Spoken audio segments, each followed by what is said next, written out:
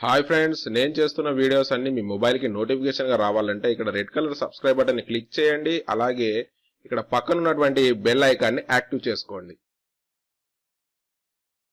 Hi viewers, ఈ రోజు వీడియోలో రక్త ప్రసరణ వ్యవస్థ గురించి నేర్చుకుందాం. సాధారణంగా రక్త ప్రసరణ వ్యవస్థ యందు 3 సబ్ టాపిక్స్ అనేటటువంటి ఉన్నాయండి. ఈ 3 సబ్ టాపిక్స్ యందు ఫస్ట్ వన్ వచ్చేసి ఏంటంటే రక్తం. ఓకేనా, ఈ రక్తం గురించి మనం నేర్చుకోవాలి. తర్వాత రెండవ సబ్ టాపిక్ వచ్చేసి గుండె మరియు గుండె యొక్క పనితీరు గురించి మనం నేర్చుకోవాలి. తర్వాత మూడవ సబ్ టాపిక్ వచ్చేసి రక్త వర్గాలు. ఓకేనా, ఫస్ట్ టాపిక్ వచ్చేసి రక్తం గురించి మనం నేర్చుకుంటాం. తర్వాత రెండవ సబ్ టాపిక్ వచ్చేసి గుండె మరియు గుండె పనితీరు గురించి మనం నేర్చుకోవాలి. తర్వాత లాస్ట్ టాపిక్ వచ్చేసి రక్త వర్గాలు. కార్ల్ లైన్స్టీనర్ గారు కనిపెట్టినటువంటి ఆ రక్త వర్గాల గురించి కూడా మనం నేర్చుకోవాలి. ఈ 3 టాపిక్స్ గనక మనం పర్ఫెక్ట్ గా చదవగలిగితే ఈ 3 టాపిక్స్ లో నుంచి మన క్వశ్చన్స్ అనేటటువంటి అడగడం జరుగుతుంది ఎగ్జామినేషన్ పాయింట్ ఆఫ్ వ్యూలో. సో మనం ఇప్పుడు ఈ రోజు టాపిక్ లో మనం చూడబోయే టాపిక్ ఏంటంటే గుండె మరియు గుండె యొక్క పనితీరును మనం ఈ రోజు టాపిక్ లో మనం నేర్చుకుందాం. సాధారణంగా గుండె అనేటటువంటిది ఎక్కడ ఉంటుందనంటే మానవుని శరీరం యందు ఉరఃకుహరంలో ఎముకల గూటిలో ఉంటుంది. ఓకేనా, ఎముకల గూడు అని అంటే దాని అర్థం ఏంటి అని అంటే మానవుని యొక్క ప్రక్కటెముకలు. ఓకేనా, ప్రక్కటెముకల మధ్యలో మనకు ఈ గుండె అనేటటువంటి అమరికను మనం చూడొచ్చు.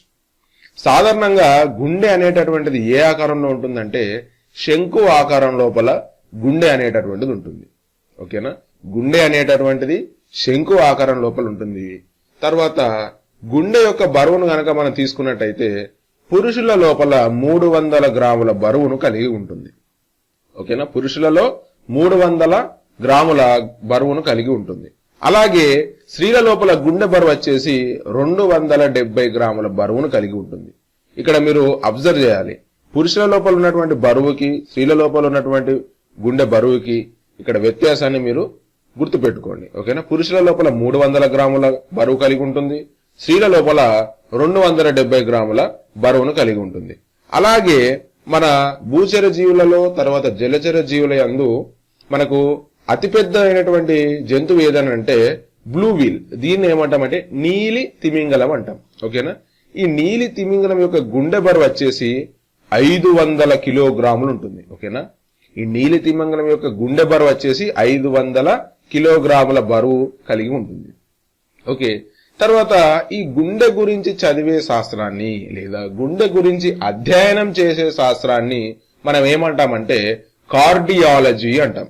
ఓకేనా, కార్డియాలజీ అంటే ఏంటనంటే గుండె గురించి చదివే శాస్త్రం లేదా అధ్యయనం చేసే శాస్త్రాన్ని ఏమంటామంటే మనం కార్డియాలజీ అని అంటాం. ఓకేనా, తర్వాత ఈ గుండెను ఆవరించి మనకు 3 పొరలు అనేటటువంటివి ఉంటాయి. ఓకేనా, గుండెను ఆవరించి మనకు మొత్తం ఎన్ని పొరలు ఉంటాయంటే 3 పొరలు ఉంటాయి. ఈ వెలుపలి పొరను మనం ఏమంటామనంటే ఎపికార్డియం అంటాం. ఎపికార్డియం అనంటే గుండె లోపల ఉన్నటువంటి మొదటి పొర. ఓకేనా, అంటే గుండెను ఆవరించి మనకి ఎన్ని పొరలు ఉంటాయి? మొత్తం 3 పొరలు ఉంటాయి. అందులోపల వెలుపలి పొరను ఎపికార్డియం అని, మధ్య పొరను మయోకార్డియా అని, లోపలి పొరను ఎండోకార్డియా అని అంటాం. ఓకేనా, గుండెను ఆవరించి ఎన్ని పొరలు ఉన్నాయి? మొత్తం 3 పొరలు ఉన్నాయి. వెలుపలి దాన్ని ఎపికార్డియం అని, మధ్య పొరను మయోకార్డియా అని, లోపలి పొరను ఎండోకార్డియా అని అంటాం. ఓకేనా, తర్వాత ఇంకొకటి మనం ఏమడుగుతారనంటే మరి పెరికార్డియం అంటే ఏమిటి అని అడుగుతారు. అంటే గుండెని ఆవరించి ఉన్నటువంటి పొర అన్నింటిని కలిపి ఏమంటే పెరికార్డియం అంటాం. ఓకేనా, పెరికార్డియం అంటే ఏంటంటే ఇది గుండెను ఒక పొర ద్వారా ఆవరించబడి ఉంటుంది. ఆ పొరని ఏమంటామనంటే పెరికార్డియం అని అంటాం. ఇప్పటిదాకా చూసిన అన్ని కూడా పెరికార్డియం త్వచాలు అవన్నీ పొరలు. ఓకేనా, ఇవన్నింటినీ కలిపి ఏమంటే పెరికార్డియం అంటాయి. పెరికార్డియం యొక్క మెయిన్ విధి ఏంటనంటే ఏదైనా అగాధాల నుండి ఏదైనా ప్రమాదాల నుండి మనకు గుండెను రక్షించడానికి పెరికార్డియం అనేటటువంటిది ఉపయోగపడుతుంది. ఓకేనా, అంటే మనం ఇప్పుడు ఏం చేస్తామంటే గుండె యొక్క బయటి పొరలను మనం చూసాం. అంటే బయట నుంచి మన గుండె లోపలికి మనం ప్రయాణం చేస్తున్నాం ఇప్పుడు. ఓకేనా, అంటే గుండెని ఆవరించి ఎన్ని పొరలు ఉన్నాయి? మొత్తం 3 పొరలు అనేటటువంటివి ఉన్నాయి. అందులోపల మనం వెలుపలి పొరను మనం ఏమన్నాం? వెలుపలి పొరను ఎపికార్డియా అన్నాం. తర్వాత మధ్య పొరను ఏమన్నాం? మయోకార్డియా అన్నాం. లోపలి పొరను ఎండోకార్డియా అన్నాం. ఇవన్నిటిని కలిపి ఏమంటామనంటే పెరికార్డియల్ త్వచం అనేటటువంటి ఉంటుంది. ఈ 3 పొరలు కలిపి పెరికార్డియం అంటాం. అయితే ఈ పెరికార్డియం అనేటువంటి విధి ఏంటనంటే అగాధాల నుండి లేదా ఏదైనా ప్రమాదాల నుండి గుండెకు ఎలాంటి ఆపద కలగకుండా ఇది రక్షించడానికి ఉపయోగపడుతుంది. ఓకే, ఇప్పటిదాకా మనం పొరలు చూసాం. ఇప్పుడు మన గుండెను గనక ఒక నిలువుగా ఇట్లా కట్ చేసాం అనుకోండి, ఇక్కడ చూడండి ఈ విధమైనటువంటి నిర్మాణాలు అనేటటువంటివి మనకు కనిపించడం జరుగుతాయి. ఇందులో ఎడమ కర్ణిక కుడి కర్ణిక అనేటటువంటి గదులు, తర్వాత కింద చూసినట్టయితే ఎడమ జఠరిక కుడి జఠరిక అనేటటువంటి గదులతో నిర్మించబడినటువంటి గుండె ఉంటుంది. ఇందులో మొత్తం 4 గదుల నిర్మాణాలు మనకు కనబడతాయి. ఇక్కడ మీరు అబ్జర్వ్ చేసినట్టయితే కుడి కర్ణిక తర్వాత కుడి జఠరిక ఈ రెండిటికి మధ్యలో మనకు 3 కవాటాలు అనేటటువంటివి ఉంటాయండి. దాన్ని ఏమంటామంటే అగ్రత్రయ కవాటం అంటాం. ఓకేనా, కుడి కర్ణికకు కుడి జఠరికకు మధ్య లోపల 3 కవాటాలు ఉంటాయి. ఆ కవాటాలనే మనం ఏమంటామంటే అగ్రత్రయ కవాటం లేదా మిట్రల్ కవాటం అని అంటాం. ఓకేనా, ఈ కవాటాలు అనేటటువంటి ఏం చేస్తానంటే దమునల నుంచి వచ్చినటువంటి రక్తాన్ని జఠరికలకు పంపించడానికి ఈ కవాటాలు అనేటటువంటి ఒక గేట్ వాల్ లాగా ఉపయోగపడుతూ ఉంటాయి. ఓకేనా, అలాగే ఎడమ కర్ణిక ఎడమ జఠరిక మధ్య మనకు 2 కవాటాలు అనేటటువంటివి ఉంటాయి. ఆ 2 కవాటాలను ఏమంటామంటే అగ్రద్వయ కవాటాలు అంటాం. ఓకేనా, నేనేమంటాం అగ్రద్వయ కవాటాలు అంటాం. మీరు కొంచెం ఈ పదాలను కనుక అబ్జర్వ్ చేసినట్టయితే త్రయ అంటే ఏంటనంటే 3, ఇక్కడ చూడండి ద్వయ అంటే ఏంటనంటే 2. ఓకేనా, ఎడమ కర్ణికకు ఎడమ జఠరికకు మధ్య ఉండే 2 కవాటాలను ఏమంటాం అగ్రద్వయ కవాటం అంటాం. కుడి కర్ణిక కుడి జఠరికలకు మధ్య ఉండేటటువంటి 3 కవాటాలు ఉంటాయి, వాటిని ఏమంటాం అగ్రత్రయ కవాటాలు అని అంటాం. ఇక్కడ మనం ఇంకొక విషయం గుర్తుపెట్టుకోవాలి, ఎడమ కర్ణిక ఎడమ జఠరిక ఈ కవాటాల దగ్గర మనకు ఒక చిన్న నిర్మాణం అనేటటువంటిది ఉంటుంది. ఆ నిర్మాణాన్ని పేస్ మేకర్ అంటారు. ఓకేనా, ఇక్కడ ఒక చిన్న నిర్మాణం అనేటటువంటిది ఉంటుంది, దాన్ని ఏమంటామంటే పేస్ మేకర్ అంటారు. ఈ పేస్ మేకర్ అనేటటువంటిది దేనితో సంధానం చేయబడి ఉంటుందంటే మన కపాల నాడులలో ఉన్నటువంటి 10వ కపాల నాడు అయినటువంటి వేగస్ నాడితో సంబంధాన్ని కలిగి ఉంటుంది. మన గుండె అనేటటువంటిది నిరంతరం స్పందించడం అనంటే లబ్ లేదా డబ్. ఈ ఉదయ స్పందనాలను ఏమంటామనంటే మనం లబ్ లేదా డబ్ అనేటటువంటి అంటాం. ఈ లబ్ డబ్ అనేటటువంటిది రావడానికి ఈ హృదయం అనేటటువంటిది సంకోచ వ్యాకోచాలను నిరంతరం ప్రేరేపించడానికి ఈ పేస్ మేకర్ అనేటటువంటి నిర్మాణం ఇక్కడ ఈ ప్రాంతం లోపల ఉంటుందండి. ఈ పేస్ మేకర్ అనేటటువంటిది దేని ఆధీనంలో ఉంటుందంటే కపాల నాడులలో ఉన్నటువంటి వేగస్ నాడితోని అది అనుసంధానమై ఉంటుంది. దాని ప్రేరేపణ వలన ఇవి సంకోచ వ్యాకోచాలు అనేటటువంటివి జరగడం జరుగుతుంది. ఆ సంకోచ వ్యాకోచాలు జరిగినప్పుడు వచ్చే శబ్దాలను మనం లబ్ డబ్ అనేటటువంటిది అంటాం. అలాగే ఈ ఎడమ జఠరిక కుడి జఠరిక కింది భాగంలో ఎక్కడైతే ఈ భాగం ఉందో కింది భాగం లోపల మనకు ఒక అర్ధచంద్రాకారపు కవాటాలు అనేటటువంటివి మనకు కనబడతాయి. ఓకేనా, ఈ కుడి జఠరిక కింద తర్వాత ఎడమ జఠరిక కింది భాగం లోపల అర్ధచంద్రాకారపు కవాటాలు అనేటటువంటివి ఉంటాయి. వీటిని ఏమంటారు అంటే హాఫ్ మూన్ షేప్డ్ వాల్వ్స్ అంటారు. ఓకేనా, ఇక్కడ ఏముంటాయి అంటే అర్ధచంద్రాకారపు కవాటాలు అనేటటువంటివి ఉంటాయి. మనకు గుండె అనేటటువంటిది సంకోచ వ్యాకోచాలు జరిగినప్పుడు ఇక్కడ ఉన్నటువంటి అగ్రదయ కవాటాలు తర్వాత అగ్రత్రయ కవాటాలు అనేటటువంటివి ఇవి మూసుకుంటాయి. ఓకేనా, మూసుకొని పోవడం వల్ల ఏమైపోతాయనంటే రక్తం వచ్చిన తర్వాత ఇందులోపల నిల్వ చేయబడుతుంది.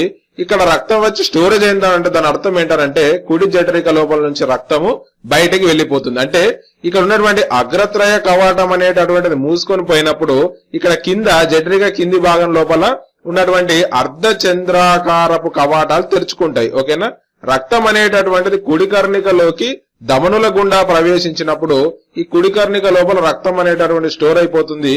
తర్వాత వెంటనే ఏమైపోతుందంటే కుడి జఠరికలో ఉన్నటువంటి రక్తం అనేటటువంటిది ఈ అర్ధచంద్రాకారపు కవాటాల ద్వారా బయటకు వెలువడుతుంది. ఈ విధంగా మన కవాటాలు అనేటటువంటి ఇందులో చూసి తర్వాత మన ధమనులు సిరల గురించి మనం నేర్చుకోవాలండి. సాధారణంగా చాలా మంది లోపల ఒక కన్ఫ్యూజన్ ఉంటుంది, అసలు ధమనులు అనేటటువంటివి ఎలాంటి రక్తాన్ని తీసుకెళ్తాయి, సిరలు అనేటటువంటివి ఎలాంటి రక్తాన్ని తీసుకెళ్తాయి అనడంలో ఎన్నిసార్లు మనం ఈ టాపిక్ నేర్చుకున్నా గానీ కొన్ని సందర్భాల్లో కన్ఫ్యూజన్ గురవుతా ఉంటారు. మీరు ఒక్కటే గుర్తుపెట్టుకోండి, ధమనులు అనగానే ఆమ్లజని సహిత రక్తాన్ని తీసుకొని పోతుంది. ఓకేనా, మరి ఎక్కడికి తీసుకొని వెళ్తుందనంటే మనకు ఈ డయాగ్రామ్ ఒకసారి మనం చూద్దాం. ఇక్కడ చూడండి, ఈ చార్ట్ లోపల మనకు ఆమ్లజని సహిత రక్తాన్ని ఊపిరితిత్తుల ద్వారా, ఊపిరితిత్తుల లోపల మనకు వాయుగోనులు అనేటటువంటి నిర్మాణాలు అనేటటువంటి చూస్తాం. ఓకేనా, ఊపిరితిత్తులలో వాయుగోనులు అనేటటువంటి నిర్మాణాలు చూస్తాం. ఊపిరితిత్తుల ద్వారా మనకు గుండె మీదుగా, ఎక్కడి నుంచి అంటే ఊపిరితిత్తుల ద్వారా మనకు ఆ హిమోగ్లోబిన్ తర్వాత ఆక్సిజన్ అనేటటువంటిది కలిసి ఆక్సి హిమోగ్లోబిన్ గా ఏర్పడి ఎక్కడికి వెళ్తుందనంటే ధమనుల ద్వారా గుండె మీదుగా రక్తం అనేటటువంటిది బయలుదేరుతుంది. అంటే ఇక్కడ చూడండి, వాతావరణంలో ఉన్నటువంటి ఆక్సిజన్ ఊపిరితిత్తులలోకి ప్రవేశించి ఊపిరితిత్తులలో ఉన్నటువంటి వాయుగోనులు లోపల మనకు హిమోగ్లోబిన్ తర్వాత ఆక్సిజన్ రెండూ కలిసి ఆక్సి హిమోగ్లోబిన్ గా ఏర్పడి ధమనుల ద్వారా రక్తం అనేటటువంటిది గుండె మీదుగా ఎక్కడికి వెళ్తాయి, ముందుగా కుడి కర్ణికలోకి వెళ్ళడం జరుగుతుంది. ఇక్కడ మీరు ఇంకొకటి గుర్తుపెట్టుకోవాలండి, కుడి కర్ణిక కుడి జఠరికలోకి ప్రవేశించేటటువంటి రక్తాన్ని ఏది తీసుకొస్తుంది, ధమనులు అనేటటువంటివి తీసుకొస్తాయి. ఓకేనా, కుడి కర్ణికకి కుడి జఠరికకి రక్తం అనేటటువంటిది వచ్చిందనంటే అది ఎక్కడి నుంచి వస్తుందనంటే వాయుగోనుల నుండి. వాయుగోనులు అనేటువంటి ఎక్కడ ఉంటాయి, ఊపిరితిత్తుల్లో ఉంటాయి. సో ఊపిరితిత్తులలో ఉన్నటువంటి వాయుగోనులలోని ఆక్సిజన్ అనేటటువంటిది హిమోగ్లోబిన్ తో కలిసి ఆక్సి హిమోగ్లోబిన్ అనేటటువంటిది ఏర్పడి ఈ ధమనులు అనేటటువంటివి రక్తాన్ని కుడి కర్ణికలోకి తీసుకొస్తాయి. ఓకేనా, కుడి కర్ణికలోకి తీసుకురాగానే ఇక్కడ ఉన్నటువంటి అగ్రతయ కవాటం అనేటటువంటిది ఏమైపోతుందనంటే ఇక్కడ మూసుకొని పోతుంది. ఓకేనా, మూసుకొని పోవడం ద్వారా ఆ ఏదైతే ఆక్సి హిమోగ్లోబిన్ ఉన్నటువంటి రక్తం అనేటటువంటి ఇందులో ఫిల్ కావడం జరుగుతుంది. ఇందులో ఫిల్ అయిపోయిన తర్వాత ఈ గది అనేటటువంటి ఏందనంటే ఇక్కడ కింద ఉన్నటువంటి అర్ధచంద్రాకారపు కటకాలు అనేటటువంటివి ఓపెన్ అయిపోతాయి. సో ఈ కుడి జఠరికలో ఉన్నటువంటి రక్తం అనేటటువంటిది బయటకు వెళ్లిపోతుంది. అంటే ఇక్కడ నుంచి రక్తం అనేటటువంటిది కుడి కర్ణిక రాగానే ఇక్కడ ఉన్నటువంటి అగ్రత్రయ కావడం అనేది మూసుకుంటుంది. ఎట్ ఏ టైం సేమ్ ఇది మూసుకోవడం, ఇక్కడ ఉన్నటువంటి అర్ధచంద్రాకార కవాటం అనేటటువంటి తెరుచుకోవడం ఒకే టైం లోపల జరుగుతుంది. ఓకేనా, ఇది ఎంత మంచి మెకానిజం అనేది ఒకసారి మీరు అర్థం చేసుకోండి. ఇక్కడ ఉన్నటువంటి అగ్రతయ కవాటం అనేటటువంటిది ఇక్కడ మూసుకోవడం ద్వారా ఇందులో ఉన్నటువంటి రక్తం అంతా ఫిల్ అయిపోతుంది. అప్పుడు ఏమైపోతుందనంటే ఇక్కడ మనకు అర్ధచంద్రాకార కవాటం అనేటువంటి తెరుచుకుంటాయి. మూసుకోవడం తెరుచుకోవడం అనేది ఎట్ ఏ టైం ఒకే సమయం లోపల జరుగుతుంది. సో ఈ విధంగా మనకు రక్తం అనేటటువంటి ఇందులోకి ప్రవేశిస్తుంది. ప్రవేశించిన తర్వాత ఈ గుండె మీదుగా మనకి ఏమైపోతుందనంటే ఆక్సిజన్ కలిగినటువంటి రక్తం అనేటటువంటి శరీర భాగాలకు తరలించబడుతుంది. ఓకేనా, ఆక్సి హిమోగ్లోబిన్ అనేటటువంటిది ఎక్కడికి తరలించబడుతుంది, శరీర భాగాలకు తరలించబడుతుంది. శరీర భాగాలకు తరలించబడిన తర్వాత ఆక్సి హిమోగ్లోబిన్ అనేటటువంటిది ఏమైపోతుందంటే విచ్ఛిన్నం చెందుతుంది. విచ్ఛిన్నం చెంది మళ్ళీ హిమోగ్లోబిన్ ఆక్సిజన్ అనేటటువంటిది వేరైపోతుంది. ఓకేనా, వేరైపోయిన తర్వాత ఇక్కడ ఆక్సిజన్ మరియు గ్లూకోజ్ అనేటటువంటి నిర్మాణాలు ఏర్పడతాయి. ఈ ఆక్సిజన్ ఈ గ్లూకోజ్ కలిసి మనకు కార్బన్ డైఆక్సైడ్ ఒక ఏటీపీని ఏర్పరుస్తుంది. ఈ ఏటీపీ అనగా ఏంటంటే అడెనిన్ ట్రైఫాస్ఫేట్. దీనికి సంబంధించినటువంటి అబ్రివేషన్స్ కూడా మీరు గుర్తుపెట్టుకోవాలి. ఏటీపీ అంటే ఏంటి అని అడుగుతారు. మనం ఏటీపీ అంటే అడెనిన్ ట్రైఫాస్ఫేట్ అని గుర్తుపెట్టుకోవాలి. ఇక్కడ చూడండి, ఆక్సిజన్ ప్లస్ గ్లూకోజ్ రెండు కలిసి ఏమైపోయానంటే ఏటీపీ మరియు కార్బన్ డైఆక్సైడ్ గా మారిపోయింది. అంటే శరీర భాగాలలోకి ప్రవేశించిన తర్వాత శరీర భాగాలు అనేటువంటి ఏం చేస్తాయి, ఆక్సిజన్ తీసుకొని కార్బన్ డైఆక్సైడ్ రిలీజ్ చేశాయి. రిలీజ్ చేయగానే ఈ కార్బన్ డైఆక్సైడ్ మరలా రక్తంలోని హిమోగ్లోబిన్ తో కలిసి కార్బాక్సీ హిమోగ్లోబిన్ అనేటటువంటిది మనకి ఏర్పడింది. ఈ కార్బాక్సీ హిమోగ్లోబిన్ ఏమైందంటే సిరల ద్వారా ఊపిరితిత్తుల ద్వారా మనకి ఏమైపోతుందనంటే చివరగా కార్బన్ డైఆక్సైడ్ వాతావరణంలోకి బయటకు వెళ్ళిపోతుంది. దీని అంతా కూడా మనం నిశ్వాస అంటాం. ఆక్సిజన్ అనేటటువంటి ఊపిరితిత్తులకు రావడాన్ని మనం ఉచ్ఛ్వాస అంటాం. ఉచ్ఛ్వాస నిశ్వాసలను కలిపి అనేమంటాం, శ్వాసక్రియ చూస్తాం. ఈ శ్వాసక్రియ లోపల ఇక్కడ చూడండి, హిమోగ్లోబిన్ తర్వాత ఆక్సిజన్ తో చేరిన ఆక్సి హిమోగ్లోబిన్ ఏర్పడుతుంది. మళ్ళీ నిశ్వాస లోపల కార్బన్ డైఆక్సైడ్ అనేటటువంటిది దేంతో మనకి ఇక్కడ కలుస్తుందని అంటే హిమోగ్లోబిన్ తో కలుస్తుంది. కార్బన్ డైఆక్సైడ్ హిమోగ్లోబిన్ తో కలిసి కార్బాక్సీ హిమోగ్లోబిన్ అనేటటువంటిది ఏర్పడుతుంది. సో మనకు ఈ కుడి కర్ణిక కుడి జఠరిక లోపల ధమనుల నుండి వచ్చినటువంటి రక్తం ఉంటుంది. ఎడమ కర్ణిక ఎడమ జఠరికల ద్వారా మనకు సిరల నుండి వచ్చినటువంటి రక్తం అనేటటువంటిది గమనించాం. ఓకేనా, ఈ విధంగా ఒక వలయం అనేటటువంటిది మనకు పూర్తి కావడం జరుగుతుంది. గుండె శరీర భాగాల నుంచి రక్తాన్ని సేకరించే భాగాల ఆధారంగా రెండు రకాల రక్త ప్రసరణ వ్యవస్థను మనం ఇందులోపల గమనించవచ్చు. ఓకేనా, మన గుండె అనేటటువంటిది రక్తాన్ని సేకరించే భాగాల ఆధారంగా రెండు రకాల రక్త ప్రసరణ వ్యవస్థను మనం గమనించవచ్చు. అందులోపల మొదటిది పల్మనరీ రక్త ప్రసరణ వ్యవస్థ, రెండవది సిస్టమాటిక్ రక్త ప్రసరణ వ్యవస్థ. ఓకేనా, మొదటిది పల్మనరీ రక్త ప్రసరణ వ్యవస్థ, రెండవది సిస్టమాటిక్ రక్త ప్రసరణ వ్యవస్థ. ఓకే, అందులో మొదటిది వచ్చేసి పల్మనరీ రక్త ప్రసరణ వ్యవస్థ. ఇందులో మనం ఇంతకుముందు చూసినటువంటి వలయాన్ని కనుక మనం అబ్జర్వ్ చేసినట్టయితే ఇక్కడ కుడి కర్ణికలోకి రక్తం అనేటటువంటిది ఎక్కడి నుంచి వస్తుంది. ఓకేనా, అంటే ఇన్ఫ్లో, అంటే కుడి కర్ణికలోకి రక్తం ఎక్కడి నుంచి వస్తుంది, అలాగే ఎడమ జఠరిక అనేటటువంటిది రక్తాన్ని ఎక్కడికి పంపిస్తుంది. అంటే ఈ విధంగా మనం ఈ విధంగా క్రాస్ చూడాలి. అంటే కుడి కర్ణిక, ఇందులోపల ఎడమ జఠరిక అనేటటువంటిది ఎక్కువ ప్రాముఖ్యతని సంతరించుకుంటుంది. అంటే పల్మనరీ రక్త ప్రసరణ వ్యవస్థలో మనం దేనిలో చూస్తామనంటే కుడి కర్ణికలోకి రక్తం ఎక్కడి నుంచి వస్తుంది, ఎడమ జఠరిక అనేటటువంటి రక్తాన్ని ఎక్కడికి పంపిస్తుంది. ఈ విధంగా మనం క్రాస్ గా మనం చూడాలి. ఓకేనా, కుడి కర్ణికలోకి రక్తం ఎక్కడి నుంచి వస్తుందనంటే మన వాతావరణంలో ఉన్నటువంటి ఆక్సిజన్ అనేటటువంటిది ఊపిరితిత్తులలోని వాయుగోణుల ద్వారా ఆక్సిజన్ హిమోగ్లోబిన్ కలిసి ఆక్సి హిమోగ్లోబిన్ గా మారి ఇందులోకి వస్తుందని మనం నేర్చుకున్నాం. ఓకేనా, వలయంలో నేర్చుకున్నది ఆక్సి హిమోగ్లోబిన్ అనేటటువంటిది కుడి కర్ణికలోకి రావడం జరుగుతుందని మనం నేర్చుకున్నాం. అలాగే ఎడమ జఠరిక లోపల ఏమైపోతుందనంటే శరీర భాగాల లోపల మనకు విడుదలైనటువంటి కార్బన్ డైఆక్సైడ్ హిమోగ్లోబిన్ తో మనకు చర్య జరిపి కార్బాక్సీ హిమోగ్లోబిన్ ఏర్పడుతుందని మనం అనుకున్నాం.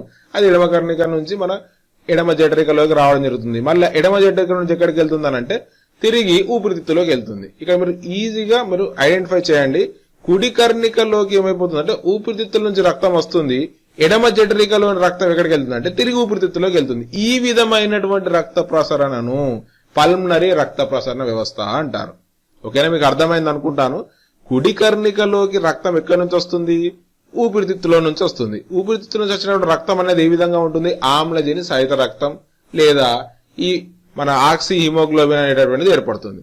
అలాగే ఎడమ జఠరికల్ అనేటటువంటిది ఏమైపోతుందనంటే ఇక్కడ ఉన్నటువంటి చెడు రక్తం అనేటటువంటిది ఎక్కడికి వెళ్తుంది, మనకు తిరిగి ఊపిరితిత్తులోకి వెళ్తుంది. అంటే ఊపిరితిత్తులో నుంచి రక్తం కుడి కర్ణికలోకి, ఎడమ జఠరికలో ఉన్నటువంటి రక్తం ఊపిరితిత్తులోకి వెళ్ళిపోతుంది. ఈ విధమైనటువంటి రక్త ప్రసరణను మనం పల్మనరీ రక్త ప్రసరణ వ్యవస్థ అని అంటాం.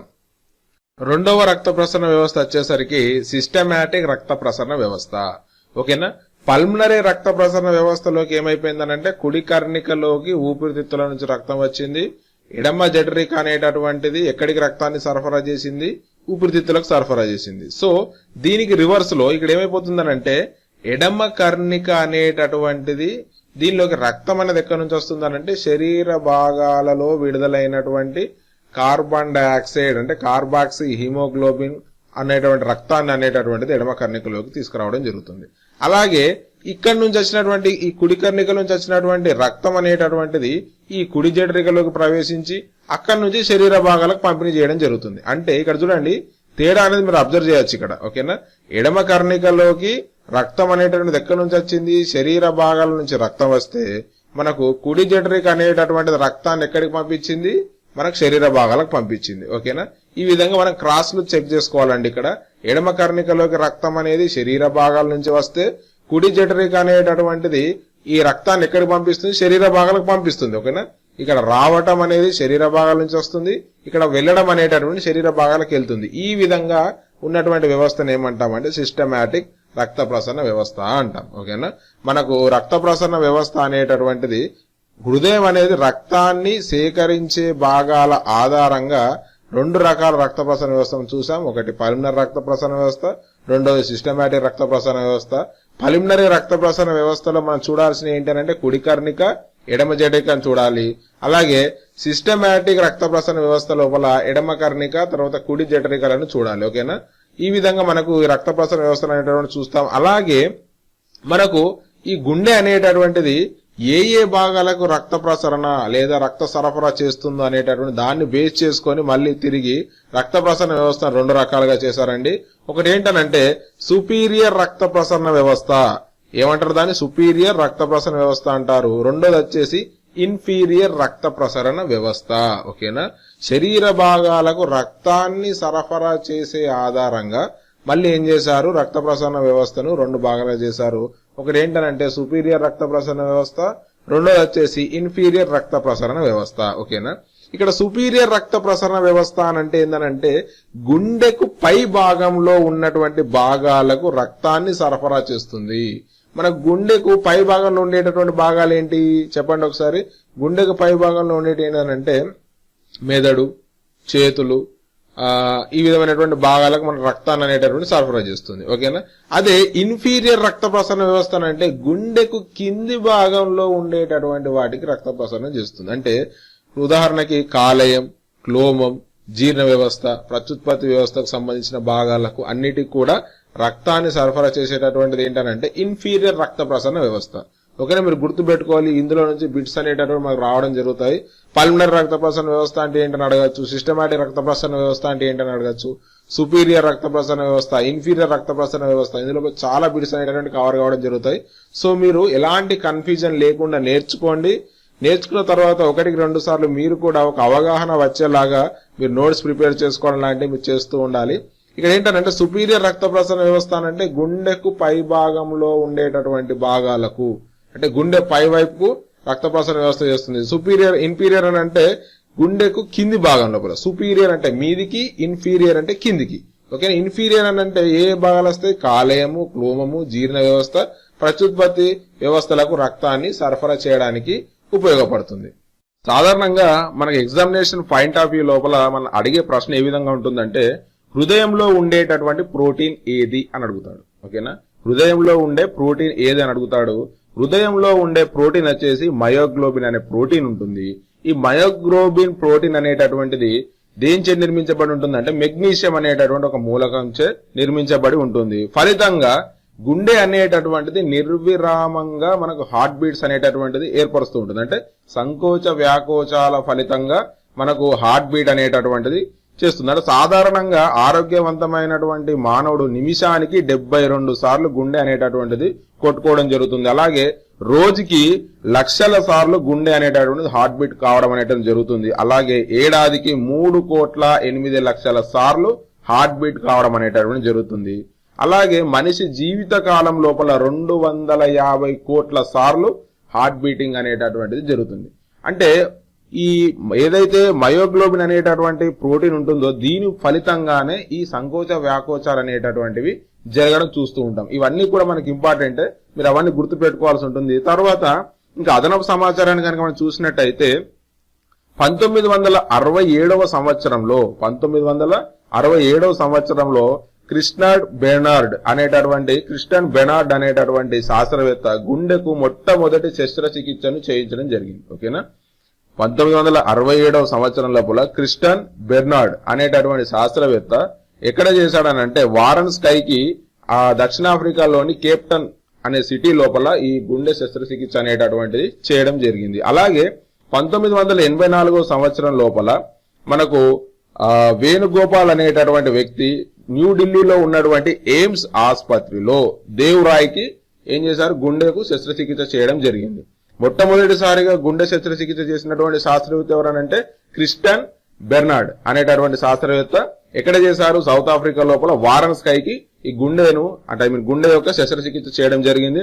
తర్వాత మన భారతదేశం లోపల వేణుగోపాల్ అనేటటువంటి డాక్టర్ 1984వ సంవత్సరం లోపల దేవ్రాయ్కి మనకు గుండె శస్త్రచికిత్స చేయడం అనేటటువంటిది జరిగింది. ఈ విధంగా గుండెకు సంబంధించినటువంటి విషయాలంటే తర్వాత మనకు గుండె లోపల వ్యాధుల గురించి మనం డిస్కషన్ చేసినట్టయితే గుండె వ్యాధులు తర్వాత వాటి యొక్క శస్త్రచికిత్సలు వాటి పరీక్షలు కనుక మనం చూసినట్టయితే మొట్టమొదటిది ఈసీజీ. ఈసీజీ అంటే ఏంటనంటే ఎలక్ట్రోకార్డియోగ్రామ్. ఓకేనా. ఈసీజీ అంటే ఏంటనంటే ఎలక్ట్రోకార్డియోగ్రామ్. ఎలక్ట్రోకార్డియోగ్రామ్ అనేటటువంటిది దేనికి ఉపయోగపడుతుందనంటే హృదయ స్పందనలు తెలుసుకునే పరిశోధన. ఓకేనా. ఆరోగ్యంగా ఉన్నటువంటి మానవుని యొక్క హృదయ స్పందన రేట్ ఏ విధంగా ఉంది, కొంచెం జబ్బు చేసినటువంటి మానవుని యొక్క హృదయ స్పందన రేట్ ఏ విధంగా ఉంది అంటే వాటి యొక్క రేషియోని మనకు ఈ ఈసీజీ అనేటటువంటి పరికరం మనకు అందిస్తుంది. దీన్ని ఏమంటాం? ఈసీజీ అని అంటే ఎలక్ట్రోకార్డియోగ్రామ్ అంటాం. ఓకేనా. తర్వాత రెండోది వచ్చేసి ఏంటంటే ఆర్టియోస్క్లీరోసిస్. ఓకేనా. ఆర్టియోస్క్లీరోసిస్ అని అంటే రక్తనాళాలు అనేటటువంటివి అధిక కాలం వినియోగించకపోవడం వల్ల ఏమవుతుందంటే రక్తనాళాల యొక్క సంకోచ వ్యాకోచ స్థితులు తగ్గిపోతాయి. అంటే దీని అర్థం ఏంటనంటే సంకోచ వ్యాకోచ స్థితులు అంటే ఉదాహరణకు మనకు ఒక రబ్బర్ బ్యాండ్ కనుక అధిక కాలం దాన్నే వాడుతున్నాం అనుకోండి, దాని ఏమంటారు దానికి సాగే గుణం అనేటటువంటి తగ్గిపోతుంది. అలాగే మన రక్తనాళాలు కూడా మనం నిర్విరామంగా వాడి ఏమైపోతాయంటే ఒకనొక స్టేజ్ లోపల వాటికి ఉన్నటువంటి సంకోచ వ్యాకోచాలు అనేటటువంటివి తగ్గిపోతూ ఉంటాయి. ఈ తగ్గిపోవడం వల్ల ఏమైపోతుందనంటే ఆర్టియోస్క్లీరోసిస్ అనేటటువంటిది వ్యాధి రావడం జరుగుతుంది. చాలా మంది ధూమపానం, మద్యపానం వంటివి చేస్తూ ఉంటారు. అప్పుడు ఏమైపోతుందంటే రక్తం లోపల కాల్షియం పేరుకుపోతుంది. ఓకేనా, రక్తం లోపల కాల్షియం పేరుకుపోతుంది. ఇప్పుడు ధూమపానం, మద్యపానం చేసేవారు రక్తనాళాలను కనుక పరిశీలించినట్టయితే రక్తనాళాల లోపల కాల్షియం అనేటటువంటి పేరుకుపోతుంది. సాధారణంగా కాల్షియం అనేటటువంటిది ఎక్కడ మనకు స్టోర్ కావాలి, ఎముకల లోపల స్టోర్ అయ్యి మనకు గట్టిగా ఉండేటట్టుగా చూడాలి. అలా కాకుండా రక్తనాళాల్లో పేరుకుపోవడం వల్ల ఏమైపోతుందని అంటే రక్తం సరఫరా కావడానికి అది అడ్డంకుగా మారిపోతుంది. సో దీని వల్ల వచ్చే వ్యాధిని కూడా మనం ఏమంటామంటే ఆర్టియోస్క్లీరోసిస్ అంటాం. ఓకేనా, ఈ విధంగా ఆర్టియోస్క్లీరోసిస్ గురించి మనం తెలుసుకుంటాం. ఆర్టియోస్క్లీరోసిస్ అంటే ఏం లేదండి, దీర్ఘకాలంగా రక్తనాళాలు అనేటువంటి నిర్విరామంగా పనిచేస్తూ ఉంటాయి. అప్పుడు ఏమైపోతుందంటే వాటి యొక్క సంకోచ వ్యాకోచ స్థితులను కోల్పోతాయి. కోల్పోవడం వల్ల రక్తం అనేటటువంటిది సఫిషియెంట్ గా మనకు ప్రవహించదు. ఈ విధంగా మనకు ఆర్టియోస్క్లీరోసిస్ అనేటటువంటి వ్యాధి వస్తుంది. లేదా ధూమపానం, మద్యపానం చేసేవారు రక్తనాళాల లోపల కాల్షియం అనేటటువంటిది పేరుకుపోతుంది. పేరుకుపోవడం వల్ల రక్తానికి ఒక అంతరాయంగా ఏర్పడడం ద్వారా అక్కడ ఏమైపోతుందంటే రక్తం సరఫరా కాదు. ఈ వ్యాధిని ఏమంటామంటే ఆర్టియోస్క్లీరోసిస్ అని అంటాం. తర్వాత యాంజియోప్లాస్ట్ లేదా యాంజియోగ్రామ్ అంటాం. ఇది ఏంటనంటే ఇది ఒక డయాగ్నోస్టిక్ టెస్ట్ అన్నమాట. ఓకే, ఇది ఒక పరీక్ష. ఇది దేనికి ఉపయోగపడుతుందంటే రక్తనాళాల పనితీరుకు మనకు ఉపయోగపడుతుంది. సాధారణంగా ఇక్కడ ఏం జరుగుతుందనంటే మనం రక్తంలో ఏర్పడినటువంటి అడ్డంకులను మనం తెలుసుకోవడానికి ఏం చేస్తామంటే మన సిరలకు మనం ఏం చేస్తాం, ఒక రేడియో ధార్మిక పదార్థాలను ఇస్తాం. ఇప్పుడు ఏం చేస్తాం, మన చేతిలో ఉన్నటువంటి చేతి మణికట్ట దగ్గర ఉన్నటువంటి ఒక సిరని కట్ చేసి అందులో ఏం చేస్తామనంటే రేడియో ధార్మిక పదార్థాలను ఎక్కిస్తాం. ఎక్కించినప్పుడు ఏం చేస్తుందంటే అది రక్తం లోపల కలిసిపోయి మొత్తం శరీరం అంతా వ్యాపిస్తుంది. వ్యాపించిన తర్వాత రేడియో ధార్మిక పదార్థాలు ఏ భాగంలో అయితే ఆగిపోతాయో ఆ భాగం లోపల, ఆ రక్తనాళం లోపల అవరోధాలు ఉన్నాయని మనకు ఇది చెప్పేటటువంటి ఒక పరీక్ష అన్నాడు. దీన్ని అందుకే ఏమన్నామనంటే డయాగ్నోస్టిక్ టెస్ట్ అన్నాం. ఓకేనా, ఈ విధంగా మనకు పరీక్షలు అనేటటువంటివి ఉన్నాయి. ఈ మధ్య కాలంలో మనం చాలా సార్లు బైపాస్ సర్జరీ గురించి వింటున్నాం. బైపాస్ సర్జరీ అంటే ఏం లేదండి, ఇక్కడ ఉన్నటువంటి కవాటాలు ఏదైనా రక్తనాళాలు గాని కవాటాలు గాని మనకు అందులోపల కొవ్వు పదార్థాలు గాని ఏదైనా పదార్థాలు పేరుకొని పోయినప్పుడు రక్తం అనేటటువంటిది సఫిషియెంట్ గా ప్రవహించడం అనేది ఆగిపోతుంది. అప్పుడు ఏమైపోతుందనంటే అది మొత్తం ఆ గుండెకు సంబంధించిన వాల్వ్స్ అన్ని బ్లాక్ కావడం వల్ల ఏమైపోతుందంటే మనకు బైపాస్ సర్జరీ అనేటటువంటి చేస్తారు. దానికి ఏం చేస్తారనంటే ఇక్కడ బయట నుంచి వచ్చేటటువంటి దమనుల నుండి డైరెక్ట్ గా శరీర భాగాలకు రక్తం సరఫరా అయ్యేటటువంటి ఆ పైపుకి ఒక ధమనిని అటాచ్ చేస్తారన్నమాట. ఓకేనా, అంటే ఇక్కడ ఎడమ కర్ణిక ఎడమ జఠరికలోకి రక్తాన్ని ప్రవేశింప చేయకుండా డైరెక్ట్ బయట నుంచి గుండెకు రక్తం సరఫరా కాకుండా డైరెక్ట్ దాన్ని ఏం చేస్తారు, శరీర భాగాలకు రక్తాన్ని తీసుకుపోయే ధమనులకి ఒక పైప్ ని కలుపుతారు. దాన్ని ఏమంటామంటే మనం బైపాస్ సర్జరీ అని అంటాం. అంటే ఇక్కడ మనం ఏ విధంగా ఉదాహరణ తీసుకోవచ్చానంటే పెద్ద పెద్ద వాహనాలు అనేటటువంటివి సిటీలోకి ఎంటర్ కాకుండా ఏం చేస్తారనంటే బయట నుండి బయటికే మనకు ఒక బైపాస్ రోడ్ అనేటటువంటిది మనకు సిటీ అవుట్స్కట్ లో ఏ విధంగా అయితే ఉంటుందో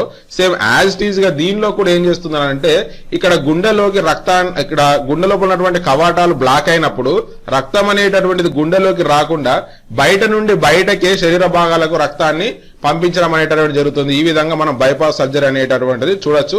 ఈ విధంగా మనం గుండెకు సంబంధించినటువంటి పూర్తి వివరాలు అనేటటువంటిది ఈ టాపిక్ లో మనం డిస్కషన్ చేశాం. గుండె నిర్మాణం, తర్వాత గుండె చుట్టూ ఉన్నటువంటి పొరలెన్ని, తర్వాత ఎలాంటి కవాటాలు ఉంటాయి, ఏ కవాటాలు ఉంటాయి, కవాటాలు చేసేటటువంటి పని ఏంటి, తర్వాత 4 గదుల నిర్మాణాలను చూసాం. ఆ 4 గదులు అనేటటువంటి ఎక్కడి నుంచి ఎక్కడ రక్తాన్ని తీసుకుపోతాయి అనేటువంటి ఒక వలయాన్ని చూసాం.